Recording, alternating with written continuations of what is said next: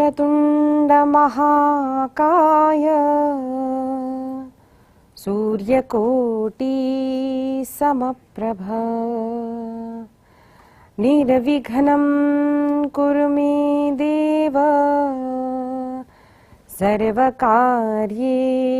सर्वदा। मातृदेवो भव पितृदेवो भव आचार्यदेवो भव अतिथिदेवो भव परस्पर देवो भव। ऋषियों पर विश्वास करके देखिए, अपने जीवन को बदलिए, तब जो अनुभूति होगी उसके बाद हमें समझ आएगा कि ये ऋषि आज भी उनका ज्ञान सत्य है। भगवान महादेव राम नाम की दीक्षा देते हैं, मरने के पश्चात उसके लिए मरना पड़ता है काशी में, तब मुक्ति होती है। लेकिन अरुणाचल धाम एक ऐसा है, मरते समय अगर कोई जीव अरुणाचल धाम को केवल स्मरण करता है, स्मरणात् अरुणाचलम, केवल स्मरण करने मात्र से अरुणाचल धाम का मानव को मोक्ष की प्राप्ति होती है।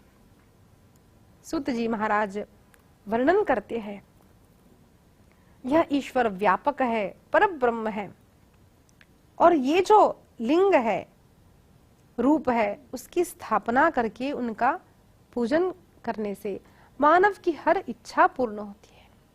यह एक अत्यंत तेजोमय ज्योतिर्मय रूप है, वही 12 ज्योतिर्लिंगों में प्रकट हुए। और केवल 12 ज्योतिर्लिंग है ऐसा मत मानिए, हमारा पशुपतिनाथ भगवान जो है वो कुछ कम नहीं है। हम देखते हैं गांव गांव में जो शिवलिंग है उसके पीछे एक कथा है, प्राकट्य का कारण है।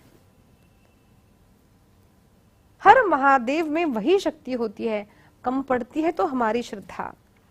फिर यहाँ पर वर्णन आया है, भगवान कहते हैं मैं सृष्टि की उत्पत्ति करता हूँ, स्थिति लय करता हूँ, तिरोभाव करता हूँ, अनुग्रह करके मुक्ति प्राप्त करता हूँ। पृथ्वी जल अग्नि वायु आकाश पर मेरी ही सत्ता चलती है, और ये सब केवल ओमित्येकाक्षरम ब्रह्म है। ये सब कुछ सारी शक्ति मेरे एक मंत्र में है। उत्तर में उकार है, पश्चिम में उत्तर में अकार है, पश्चिम में उकार, दक्षिण में मकार, पूर्व में बिंदु और मध्य में नाद। ओम। और इसी प्रकार से न म शि वा य, हर दिशा से यह जो प्रकट हुआ है उसी में मेरा नाम है। नमः शिवाय, नमः शिवाय, ओम नमः शिवाय, शिवाय नमः। इस प्रकार से भगवान का जो नाम है वो सारी शक्ति पंचाक्षर की केवल एक प्रणव में है, ओमकार में है, और वही शक्ति नमः शिवाय में है। भगवान महादेव कहते हैं, जो अत्यंत श्रद्धा से मेरे इस नाम का स्मरण करता है उस पर मैं अत्यंत प्रसन्न हो जाता हूं। यहाँ पर फिर प्रश्न पूछा है, नमो निष्कल रुणाय, नमो निष्कल तेजसे, नमः सकलनाथाय, नमस्त सकलात्मने, नमः प्रणववाच्याय, नमः प्रणवलिंगने, नमः सृष्टादिकर्त्रे च, नमः पंचमुखायते। यहाँ पर सुंदर स्तुति की है ब्रह्मा विष्णु अंबिका आदि ने, और यहाँ पर वर्णन किया है कि आर्द्रा नक्षत्र का सूर्य जब हो चतुर्दशी के दिन, मृगशिरा का अंत भाग हो तथा पुनर्वसु का आदि भाग हो, तब भगवान का पूजन करना चाहिए, होम हवन तर्पण पूजन आदि करना चाहिए। फिर यहाँ पर वर्णन आता है कि लिंग पूजा करनी चाहिए। देखिए, लिंग यानी अनेक लोग इसको गलत धारणा करते हैं। पद्म पुराण अंतर्गत भी यह कथा आई है कि एक भक्त था, उसने पहले लिंग यानी यह सोचा कि पुरुष का जो पुरुषत्व प्रकट करने वाला जो भाग है वही लिंग है। ये समझ करके जब उसने आराधना की, उसको शाप हुआ, वह अधोगति को प्राप्त हुआ, लेकिन उसकी श्रद्धा के कारण उसे पश्चाताप हुआ और पुनः वो सुंदर रूप धारण करता है। ऐसी कथा पद्म पुराण में आती है। तो ये जो लिंग है ये केवल प्रतीक है। किसका प्रतीक है? शिव का प्रतीक है, ईश्वर का प्रतीक है। जो निराकार भगवान का रूप है वही लिंग है। और देखिए, हर रूप की जो हम पूजा करते हैं उसका एक निराकार रूप है। जैसे हम गणेश जी का भी पूजन हम करते हैं तो एक आकार होता है, मोटे से गणेश जी है, 2 हाथ है, वरद हस्त है, एक में लड्डू है, वो भी हम रूप देखते हैं।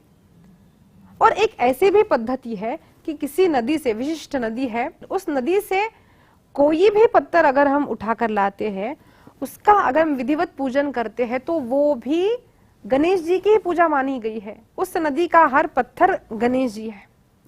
उसी प्रकार से माता का भी है। माता का एक सकल रूप होता है, अष्ट महादुर्गा हो, जो गायत्री हो, राधा हो, जो भी एक हमारे जो वंश की परंपरा है वो एक सकल रूप है। दूसरा एक रूप है पत्थर का, जिसको निराकार रूप कहते हैं, वही भगवान विष्णु का है। गंडकी नदी में हर कोई पत्थर जो प्राप्त होता है उसकी भी एक विशेष पद्धति है, तो वो शालिग्राम है। एक अगर हम साधारण भाषा में कहे पत्थर, लेकिन वो हर पत्थर विष्णु है, भगवान विष्णु का निराकार रूप। उसी प्रकार से नर्मदेश्वर, नर्मदा में मिलने वाला हर जो पत्थर है उसको हम नर्मदेश्वर भगवान शिवलिंग के रूप में हम उसका पूजन करते हैं। जो हम पूजा करते हैं वो पत्थर नहीं लेता, वो पूजा जाती है भगवान को। चिन्ह की भी पूजा जब हम करते हैं उसमें उसका अस्तित्व है। इसीलिए लिंग क्या है यह हमें प्रथम समझना बहुत आवश्यक है।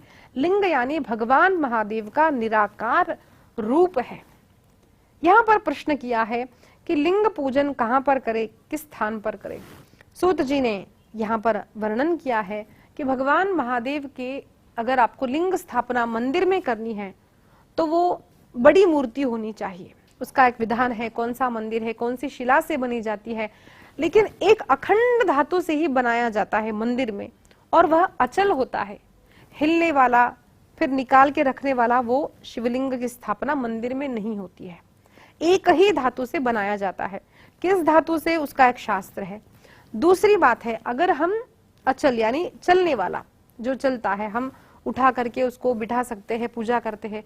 जो घर में हम स्थापना करते हैं, वैयक्तिक हमारे पास रख करके पूजा करते हैं, वो होता है छोटा, 1 इंच से बड़ा होना चाहिए। और अपने अपने हाथ से अगर हम देखें तो इससे बड़ा लिंग घर पर नहीं होना चाहिए। तो ये जो होता है उसको हम नर्मदेश्वर रख करके, नीचे चांदी का हो अथवा पंचधातु का हो, नीचे का वेर भाग, ऊपर का लिंग भाग अलग अलग हो सकता है, जो चलने फिरने वाला यानी जो उठा करके रखने वाला लिंग है। लेकिन मंदिर का अखंड धातु से ही बनाया जाना चाहिए, इस प्रकार का विधि यहाँ पर वर्णन किया है। तो जो नीचे होता है वो मंडलाकार गोल होना चाहिए, नीचे शिवलिंग है, उसके ऊपर जो है वो त्रिकोण होना चाहिए, और उस पर चौकोनी आकार का होता है, पावदार चौकोर आता है, और उस पर शिवलिंग की स्थापना की जाती है, जो लिंग रूप होता है वहां पर। तो इसमें जलधारा भी होती है जिसे हम पार्वती मानते हैं, और जो मध्य भाग है उसे हम शिवजी मानते हैं। संत कहते हैं ये रूप कैसा है कि भगवान भवानी ने अपनी गोदी में शिवजी को बिठाया है, अपनी गोदी में। इस प्रकार से उस लिंग को हमें ध्यान करना है कि माता ने अपनी गोदी में शिवजी को लिया है। इस प्रकार का भाव अनेक संत वर्णन करते हैं। और जहां पर भी लिंग की स्थापना होती है मंदिर में, यहाँ पर वर्णन आया है, नील रत्न, रक्त रत्न, वैडूर्य मणि, श्याम, मरकत मणि, मोती, मुक्ता, प्रवाल, मूंगा, गोमेद, हीरा आदि अनेक प्रकार के नवरत्न की स्थापना होती है। मंदिर की स्थापना कहाँ हो, किस दिशा में हो, इसका एक अलग शास्त्र होता है। ये विधिवत ही होना चाहिए।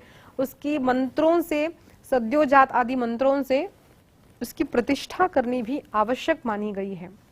दूसरी बात है कि लिंग को एक सुंदर रूप शिव पुराण में वर्णन किया है कि स्थावर और जंगम। स्थावर यानी लता, तरु, गुल्म, यानी जो जैसे पेड़ है जो पृथ्वी पर ही अंदर होता है, वो हिल नहीं सकता। जंगम है कृमि, कीटक, यानी जो हिलने डुलने वाले जो प्राणी है उसको जंगम। ये भी लिंग ही है। अगर हम अपनी साधारण भाषा में कहे तो ये भी शिवजी के ही प्रतीक है। इसीलिए देखिए हमारे भारत देश में, हम भागवत में भी अगर देखते हैं तो द्वितीय स्कंद में वर्णन आता है कि ये जो संपूर्ण सृष्टि है, जल है, नदियां हैं, ये भगवान की नाड़ियां कही गई है। भगवान के जो ये वृक्ष है, भगवान के रोम कहे गए हैं, बादल है, भगवान के केश है, इस प्रकार से सुंदर विराट पुरुष का वर्णन किया है। यही देखिए शिवपुराण में भी आता है, देवी भागवत में भी इस प्रकार का वर्णन है।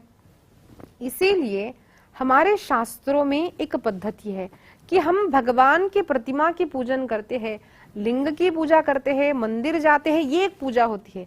दूसरी एक पूजा होती है, हमारे यहाँ पद्धति है कि हम कुत्ते को रोटी डालते हैं, गाय को रोटी डालते हैं, छोटे जो कीटक कृमि होते हैं उन्हें भी हमारे यहाँ पर मारते नहीं है। जब तक कि कोई प्राणी हमारे ऊपर प्राण घातक न हो तब तक उस प्राणी को मारना नहीं चाहिए, मारते नहीं है। सांप भी अगर घर में आता है, हमारे पूर्वजों की ये पद्धति थी, मारते नहीं थे, किसी लोगों को बुला करके उसे बाहर निकलवा दिया जाता था। हमारे समर्थ रामदास जी जो छत्रपति शिवाजी महाराज जी के गुरु है, महाराष्ट्र के संत, हनुमान जी के अवतार है, उनका एक ग्रंथ है दासबोध, उसमें वो कहते हैं कि ये घर किसका है। हमें लगता है ये घर मेरा है, हमारे बाबूजी कहेंगे वो हमारा है, हमारे दादाजी कहेंगे वो मेरा घर है, लेकिन हमारे घर में जो कीटाणु रहते हैं वो कहेंगे ये मेरा घर है। इतना ही नहीं, हम अपने शरीर को कहते हैं ये मेरा शरीर है, माँ कहेगी ये मैंने दिया, पिता कहेंगे मैंने दिया। लेकिन अगर हम विज्ञान की दृष्टि से भी देखें तो हमारे शरीर में जितने सेल्स नहीं होते उससे अधिक माइक्रोब्स ज्यादा होते हैं, कीटाणु ज्यादा होते हैं, जो हमारे शरीर के लिए आवश्यक है, लेकिन वो होते आवश्यक है, अवश्य है। तो ये शरीर केवल मेरा नहीं है, इस पर कई सारे जीव जीवित है, ये कई सारे लोगों का है, मुझे लगता है केवल मेरा नहीं। उसी प्रकार से ये घर केवल मेरा नहीं, ये सृष्टि केवल मेरी नहीं है। सृष्टि में चर अचर प्रत्येक वस्तु जो है उसमें भगवान है। इसीलिए संत कहते हैं कि कोई पत्थर हो, कोई कपड़ा भी हो, कई लोगों को आदत होती है कपड़ा भी नीचे डाल दिया तो पैरों से उठा लेते हैं। अपना पैर किसी भी वस्तु को नहीं लगना चाहिए, किसी भी वस्तु को अपने पैर से न छुए, उसकी अवहेलना मानी गई है। हर जीव में, वस्त्र में, पुस्तक में, ग्रंथ में, चमचे में, जो भी हमारे सामने आता है, सब में भगवान है। पृथ्वी में, हर कीटाणु में, हर वृक्ष में, हर वल्ली में। इसलिए हमारे यहाँ वृक्षों की पूजा होती है। हमारे यहाँ पर कुत्तों को हम रोटी देते हैं, गौ माता को हम रोटी देते हैं। कई लोग बोलते हैं कि ये गौ माता की हम हिंसा करेंगे क्योंकि ये हिंदू का प्रतीक है, ये सनातन धर्म का प्रतीक है। नहीं, केवल गाय नहीं है, हर प्राणी में भगवान को देखना ये हमारा सनातन धर्म कहता है। हर कन्या में माता को देखना ये हमारा सनातन धर्म कहता है। बच्चा बच्चा राम है, चंदन है इस देश की माटी, तपोभूमि हर ग्राम है, हर बाला देवी की प्रतिमा, बच्चा बच्चा राम है। ये हमारा भारत देश है, ये हमारी आर्य सनातन वैदिक संस्कृति है। इसलिए गाय को मारेंगे, अरे हमारी श्रद्धा को कैसे मारेंगे? हर वृक्ष को आप काट फेंकेंगे, उसमें भी हमारा भगवान है। मंदिरों को आप तोड़ देंगे, अरे हम सुपारी में भी हमारे गणपति जी का पूजन करते हैं, उसको फोड़ने पर क्या हमारे गणपति जी चले जाते हैं? नहीं, कण कण में हमारे भगवान विराजमान है। इसीलिए हम जो ये स्वच्छता का अभियान चलाते हैं, हम घर को स्वच्छ रखना, समाज को स्वच्छ रखना, ये हमारे शास्त्रों में वर्णित है। सबका पूजन, हर जगह पर स्वच्छता, ये भगवान की पूजा है। श्रील प्रभुपाद जी सदैव कहते थे कि भक्त वो है जो स्वच्छ रहता है। अपना शरीर हो, अपना वस्त्र हो, अपना कपड़ा हो, अपना घर हो, अपना प्रांगण हो, अपना देश हो, वो सदैव हमें स्वच्छ रखना चाहिए। ये भक्त का एक महान गुण माना गया है। आगे वर्णन करते हैं, पुनश्च द्विविधं प्रोक्तम स्थावरम जंगमं तथा स्थावरम लिंगमित्याहुस् तरुगुल्मादिकम तथा। यहाँ पर षोडशोपचार पूजा का वर्णन किया है। आवाहन, आसन, पाद्य, अर्घ्य, आचमन, अभ्यंग, वस्त्र, उपवस्त्र, गंध, पुष्प, धूप आदि, नैवेद्य, तांबूल, प्रदक्षिणा, नमन, आरती, षोडशोपचार पूजा का वर्णन। लेकिन अगर ये नहीं कर सकते तो केवल पंचोपचार पूजा, केवल नमन, धूप, दीप, नैवेद्य और प्रणाम, ये भी हम कर सकते हैं। भगवान को चाहिए हमारा भाव। फिर यहाँ पर वर्णन आता है, लिंग दर्शन मात्रम वा नियमेन शिव प्रदम। अब लिंग घर पर जो होना चाहिए वो किसका होना चाहिए? तो यहाँ पर वर्णन आया है मृत्तिका यानी सॉइल, मिट्टी का, गोमय, पुष्पों का भी हम शिव रूप बना करके, लिंग रूप बना करके उसकी भी हम पूजा करके उसे फिर हम पानी में डाल सकते हैं। गुड़ है, नवनीत है, भस्म है, अन्न है, अभी अभी बनाया हुआ शुद्ध स्वच्छ शौचाचार से बनाया हुआ जो अन्न है उसका भी हम शिवलिंग करके पूजन कर सकते हैं। इतना ही नहीं, रत्न का हो सकता है, चांदी का हो सकता है, किसी भी धातु से हम बना सकते हैं। लेकिन यहाँ पर शिव पुराण में कहा गया है विशेष महत्व मृत्तिका के शिवलिंग का होता है, जिसे हम पार्थिव शिवलिंग कहते हैं, उसका अत्यधिक महत्व है। और अगर ये कोई चीज नहीं है, हम किसकी पूजा करें? तो शिवलिंग शिव पुराण कहता है अंगुष्ठादावपि तथा पूजा मिच्छन्ति केचन। कुछ नहीं है मेरे पास, अरे अपने अंगुष्ठ को ही, इस अंगुष्ठ में ही भगवान शिवजी का ध्यान करे, इस पर जल चढ़ाए, धूप चढ़ाए, जो भी चढ़ाना है, बिल्व पत्र चढ़ाए, भगवान को प्रणाम करे, हे महादेव हे महादेव, वो पूजा भी शिवजी को अर्पण होती है। इतनी सरल हमारे सनातन धर्म की शैली है। गणेश जी नहीं सुपारी रख दी, शिवजी नहीं, अरे अपने अंगुष्ठ की ही पूजा कर ली। इतना सरल हमारा सनातन धर्म है। लेकिन चाहिए क्या? तो केवल भाव और श्रद्धा। और यहाँ पर वर्णन आता है शिवलिंग का दान, शिवलिंग का मूल्य नहीं होता, शिवलिंग का दान भी करना चाहिए। कोई ऐसे व्यक्ति है जो पूजा करते हैं तो उन्हें शिवलिंग का भी हम दान कर सकते हैं। अथवा लिंग दानम वा लिंग मौल्य मथापि वा श्रद्धया शिव भक्ताय दत्तम शिव पद प्रदम। फिर वर्णन आया है भगवान का पूजन करे, लेकिन अपनी जिह्वा से नित्य प्रति ओमकार का जप होना चाहिए। एक जो माला होती है जो करते हैं उन्हें पता है उसमें 108 मणि होते हैं। तो जब हम मेरु मणि को छोड़कर आरंभ करते हैं तो नमः शिवाय नमः शिवाय नमः शिवाय नमः शिवाय, इस प्रकार से 108 होने पर एक माला होती है। इस प्रकार से नियम ले कि कम से कम 11 माला, 5, 7 जितना भी बन सकता है, हमें अपने जीवनचर्या के अनुसार थोड़ा बहुत समय भगवान के नाम स्मरण के लिए निकालना चाहिए। नमः शिवाय का जप करना चाहिए। ओमकार का जप स्त्रियों के लिए नहीं कहा गया है। जब हम ये सुनते हैं कि नहीं करना चाहिए तो ज्यादातर लोग जो नहीं करना चाहिए वही करना चाहते हैं। लेकिन देखिए, जब हमारे लिए कोई नियम बताया गया है, ये हमें कदापि नहीं समझना चाहिए कि हमारे शास्त्रों में हमारी अवहेलना है। इवन साइंस डजंट एक्सेप्ट कि females and males are same. No, नहीं हो सकता।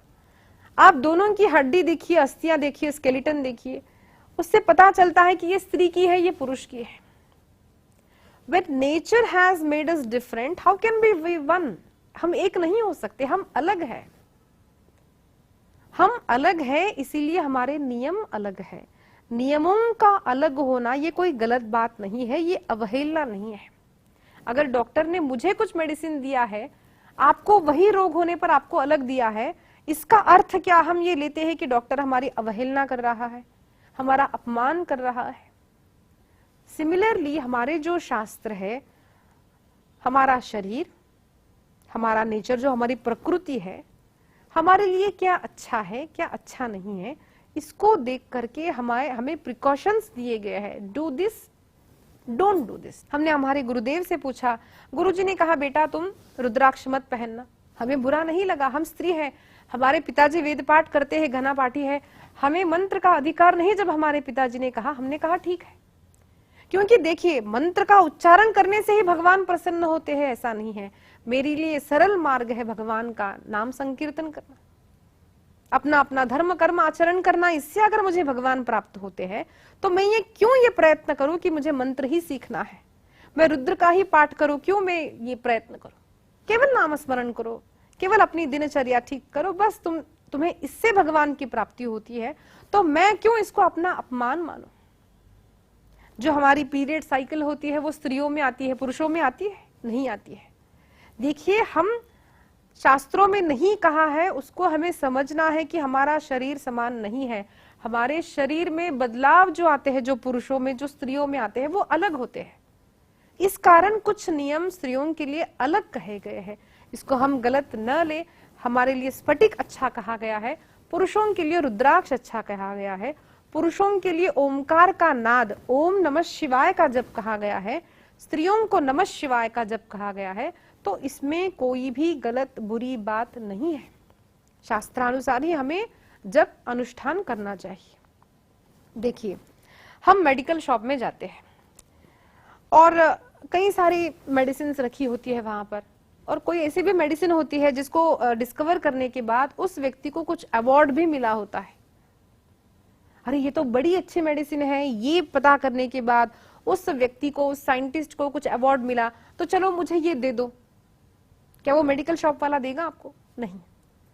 अगर वो अच्छी भी है, but when that is not prescribed for you, जब आपको डॉक्टर ने वो लिखी नहीं है, आप वो नहीं ले सकते, आपको उसकी आवश्यकता नहीं है। As simple as that. शास्त्र तो अनेक साधनाओं से भरा है, धर्म है, योग है, कर्म है, ज्ञान है, भक्ति है।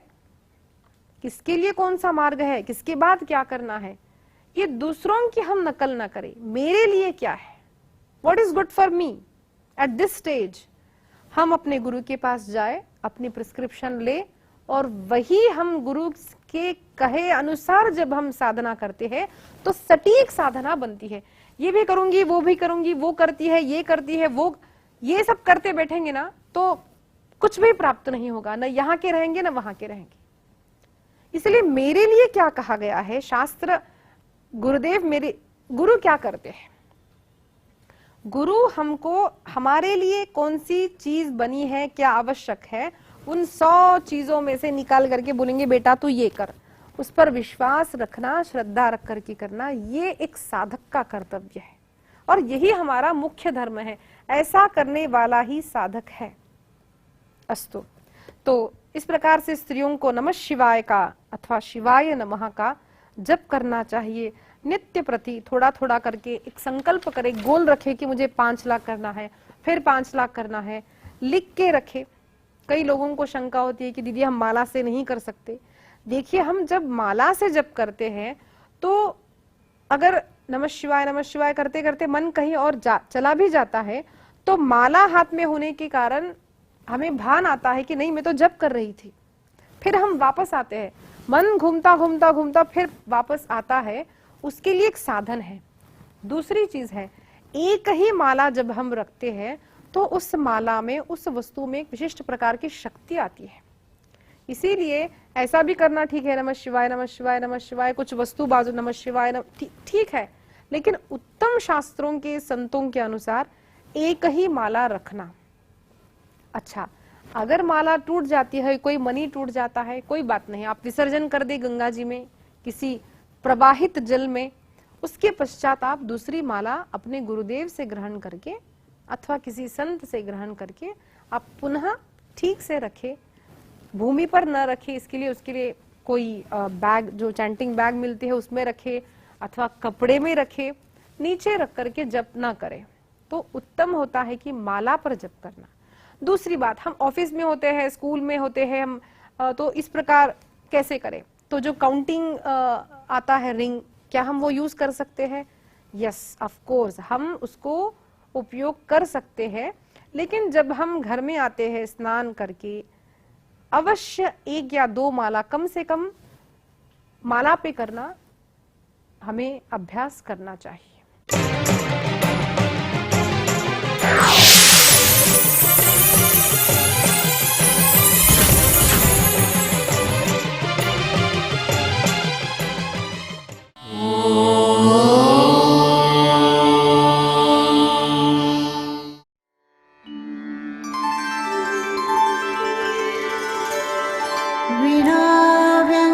विनाव्यङ्कटेशं ननाथो ननाथः सदा व्यङ्कटेशं स्मरामि स्मरामि।